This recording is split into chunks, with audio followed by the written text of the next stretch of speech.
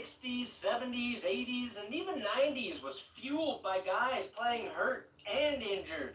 Guys hurting their injuries just to feel something. There are famous stories featuring players like Ronnie Lott and Jack Youngblood and St. Louis Cardinals safety Larry Wilson, who intercepted a pass with 2 broken wrists. 15-year-old me could imagine no greater hell than having 2 broken wrists. I want to acknowledge that there are probably several dozens of untold heroics from those decades. An era where concussions were medically diagnosed as getting your bell rung. As long as you could walk, you could play, even if you couldn't say what day of the week it was. Last season, Broncos quarterback Bo Nix played through 3 fractures in his back. It was a blip. Nobody knew. The injury occurred on November 24th, and in the next game against the Browns, he was firing FDRs like this. More people would talk about that injury, but it actually kind of made Bo Nix play better. All injuries aren't equal, though. As crazy as it sounds, a broken back varies in severity. Bo, when discussing the injury, noted, got twisted up a little bit, 3 process fractures, but a lot of guys play with a lot of those kind of things. Broken backs? It's probably the type of injury we would have never really even known about if Nix played in a different era. A couple of the tough guy goats, as I mentioned, are Ronnie Lott and Jack Youngblood. What did they do? Well, Youngblood missed just 1 game during his 14-year NFL career, and that is a man who broke his fucking fibula in the divisional playoffs. Youngblood was a defensive end for the Rams who finished his career with 151.5 sacks. He averaged 12.8 sacks per season. It's not just that he played through a broken fibula in the playoffs against the Cowboys. It's that he played in the championship game and then again in the Super Bowl. The Rams would lose the Super Bowl to the Steelers. Regardless, Youngblood played 2.5 games battling the biggest and strongest players on the field without a functioning bone in his leg. Hey, remember the time I played 2 games with a broken leg? No, Jimmy, that was me. Was? There's no confusing our favorite beer, light beer from Miller. Ronnie Lott famously broke his finger in a key game against the Dallas Cowboys to conclude the regular season in 1985. His dangling finger would require surgery and a 6-week recovery time. So Lott elected to just have part of his left pinky cut the fuck off so he could play in the wild card round the following week. The folklore once had people believing he actually had his finger chopped off on the sideline and then went back into the game. And he just pulled it off. He put tape on it and he went back in the game. I thought, unbelievable. The reality of the situation is far more human, which was detailed in Ronnie Lott, A Football Life. It was at that point in time that Ronnie verbalized to me football was eating away at his body. He felt that in my best interest was to have it amputated. To expand upon that, he said, I was trying to laugh it off, but I felt sick. He told the AP in 1986 of first seeing the nub. I tried to stand up, but I broke into a cold sweat. It was just a total shock. I thought, oh man, I should have just put the pin in it. We are losing the compassionate side of sports. We're becoming gladiators. If I ever become a coach, I hope I never lose sight of the fact that players are people. To which I say, Ronnie, this is the only answer I as a fan want to hear. Ain't gonna hurt. You are a gladiator. Maybe some of Lott's regret, though, comes from the fact that the 49ers lost the following week to the Giants in the playoffs. Get your Lott streaming. cut off half his pinky just Nigga, so what that Joe mean? Montana could throw 0 touchdowns and an interception. Lott did have a career-best 10 interceptions the following season, and he joined Chuck Bednarik and Anthony Munoz as the world's highest-grossing OnlyFans models for weird hand fetishes. So, silver linings. And in terms of no silver linings, check out our new shirts over at benchwarmershop.com. That's my coffee company, my merch company, and we just dropped these new Me and Sell the barely Team anybody and watching. crap shirts. Sell the Shit, team, nigga, I know. Sell the damn team, please. Give it some time, nigga, give it Fred some Warner, time. One of the best linebackers in the NFL right now. He fractured his ankle week 4 of the 2024 season and played in 100% You told me that like I can't snaps see the in next numbers, 7 nigga. games. That means this tackle and this tackle and this stop were all done on a broken ankle. This press conference done on a broken ankle. Here's Fred Warner ordering DoorDash all on a broken ankle. Warner also played a Good shit luck. ton of special team snaps. The Yeah, most appreciate that, brother. Here, actually, which makes me ask Like the stream, question to nigga. the 49ers, why? Hey, Fred,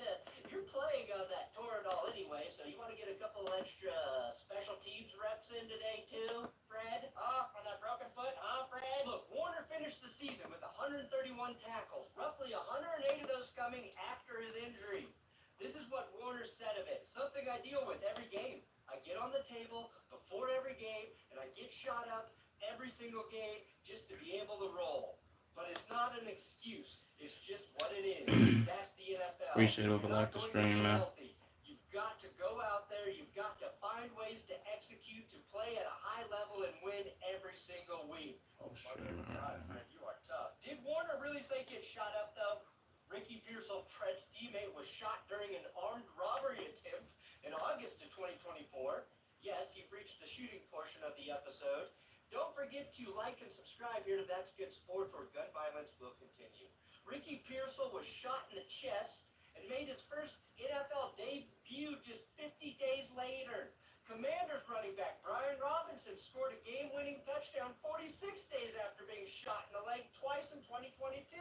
Giants receiver Plaxico Burress, of course, shot himself in the leg in a Manhattan nightclub and got a very cushy 20 months of prison time to let his leg heal before he had to return to the field. I learned the hard way that guns and sweatpants do not mix.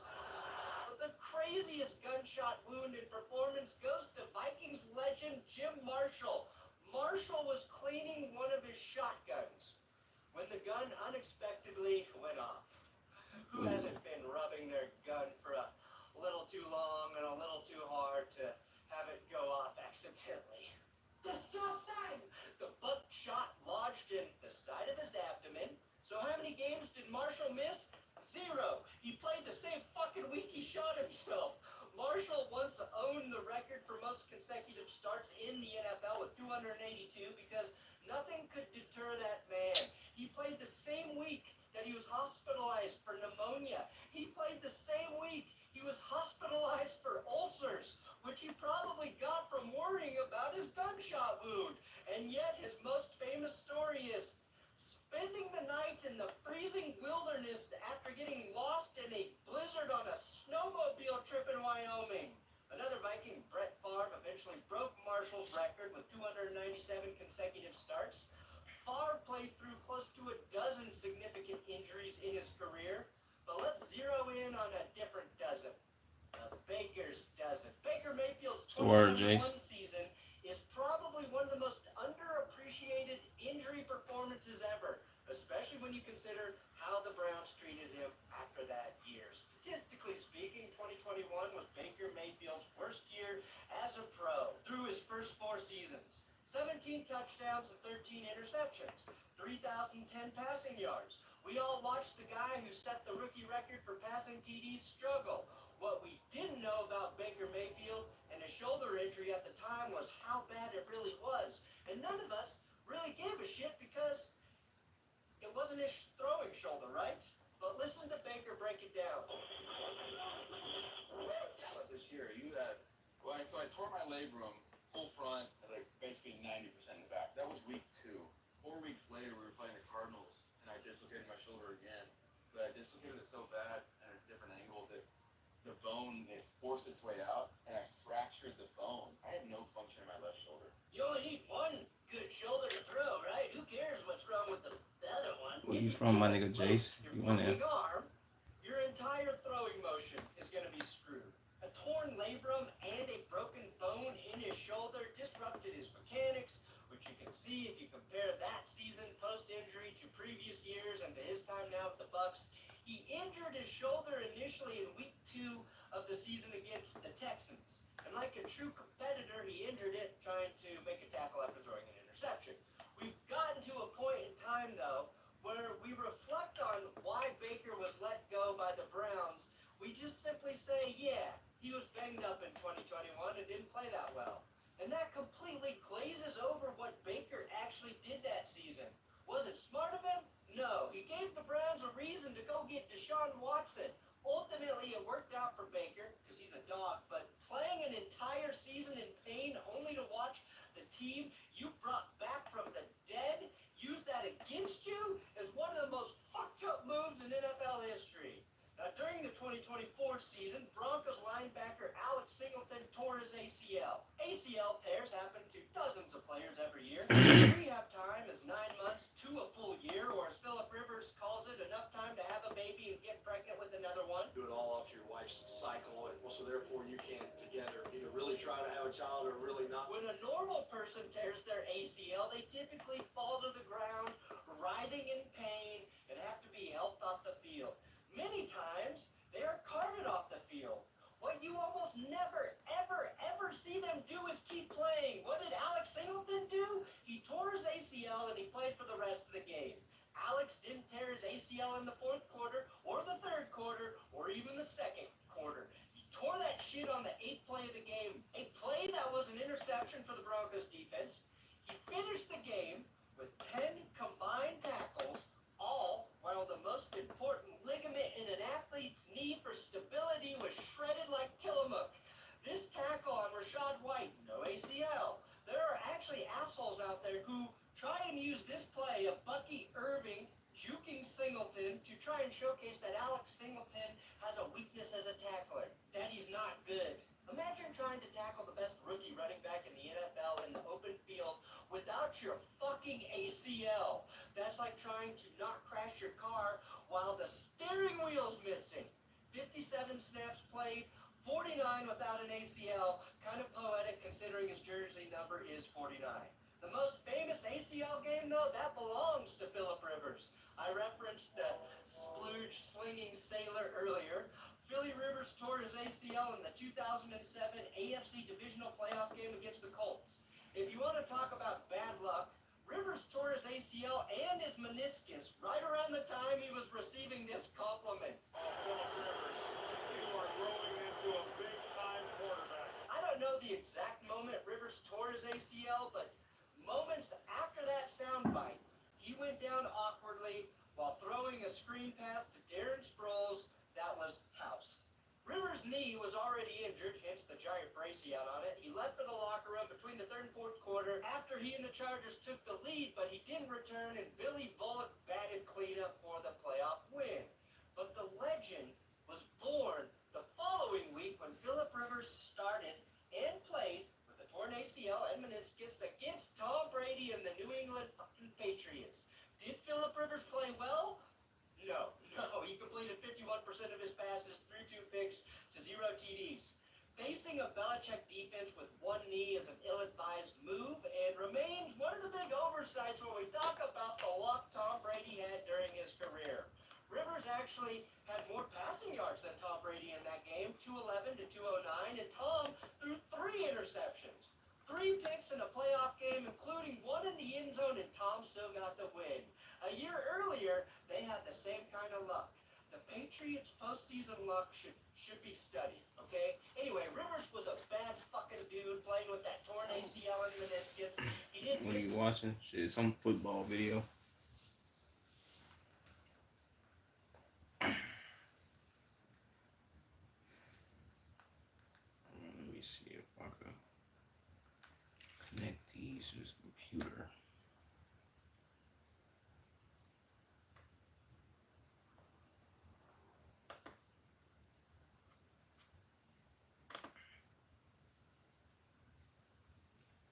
Where you from, my nigga Romeo?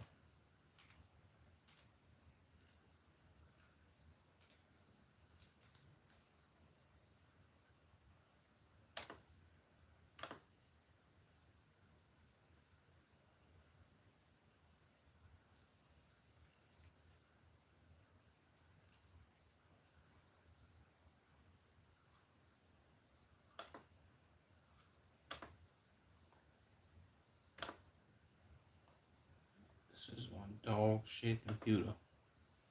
I am not gonna fucking lie. Jesus.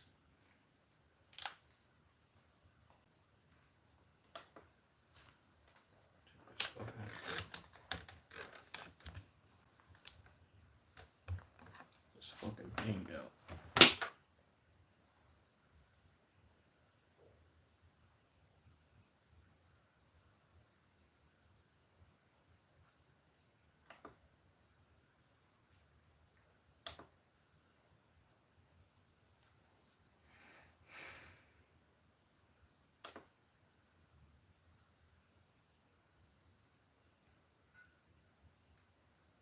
Okay.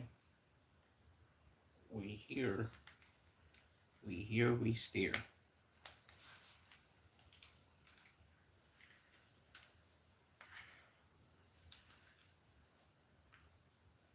Come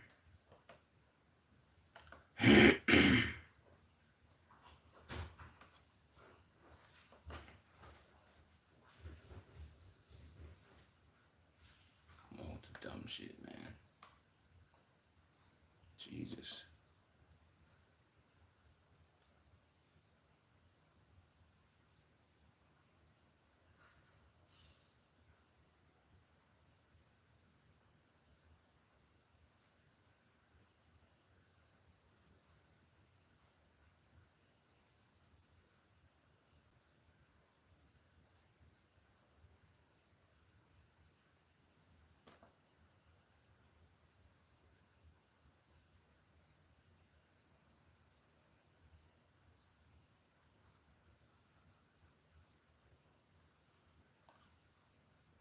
Lame ass nigga, shut up. Motherfucker start slapping shit on this bitch. Close this shit. Let me come back over here. Yo. Okay, it's not loud enough. Yo. Damn, this shit not loud at all. Oh no, I think I know what I gotta do.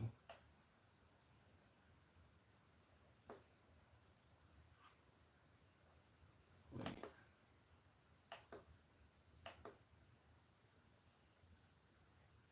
No, it's not this. It's what's up, John?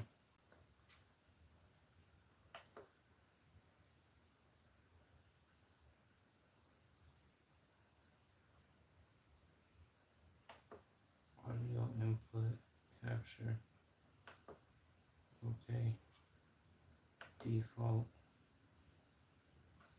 Headset. Yo. Okay. It's going up.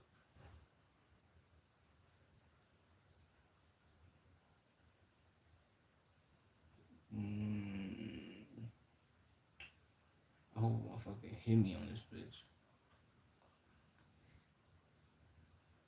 If not, I'm gonna be pissed. Shit might be low though. Fuck it, we'll deal with it.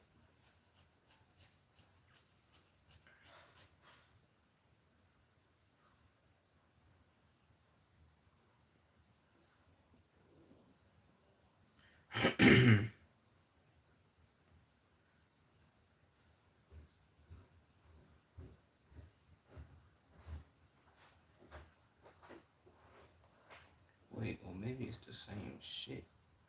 Is it? Let me see.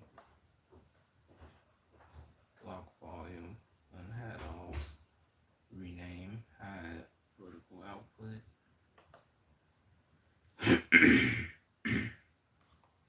I think it's the same shit. Maybe echo or some shit.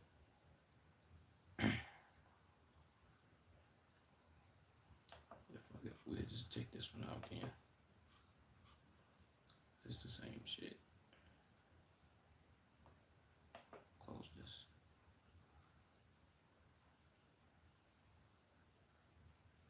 Okay, Tyler dropped a little video.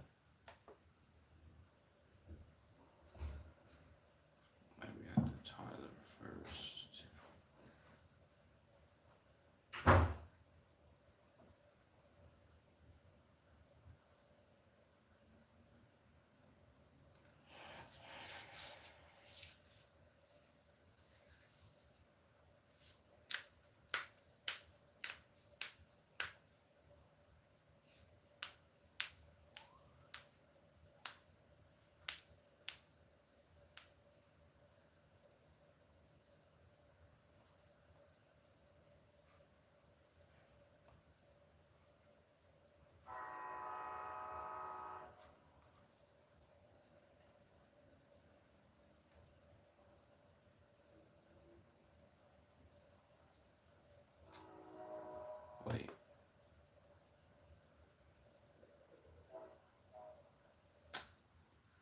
wish I could make them shit smaller, bro.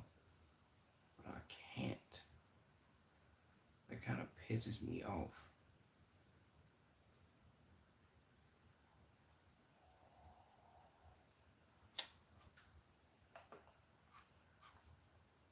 Fuck it.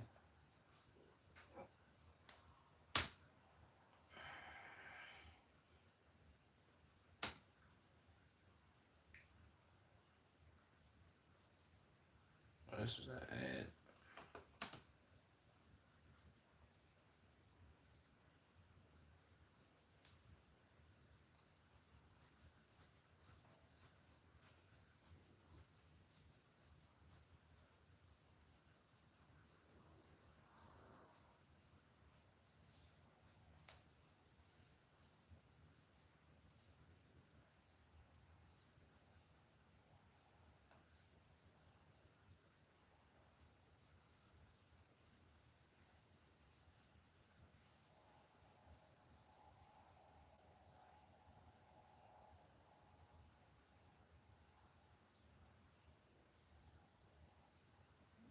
Oh, I got this damn video ready.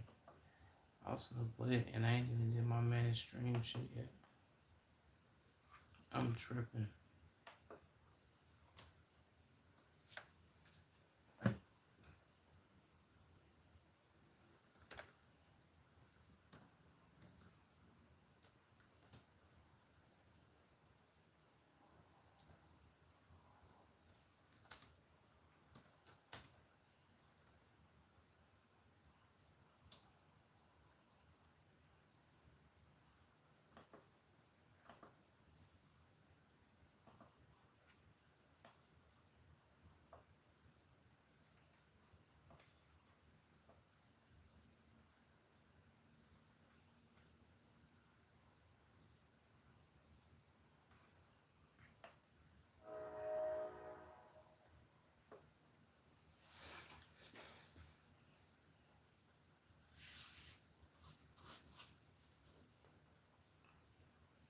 What's up, classic me? Make sure y'all like the stream and sub, bro. I'm finna restart this stream though. Make sure y'all tune in though. I'm finna be back on here. And I'm finna go live on desktop. So y'all sub up right now.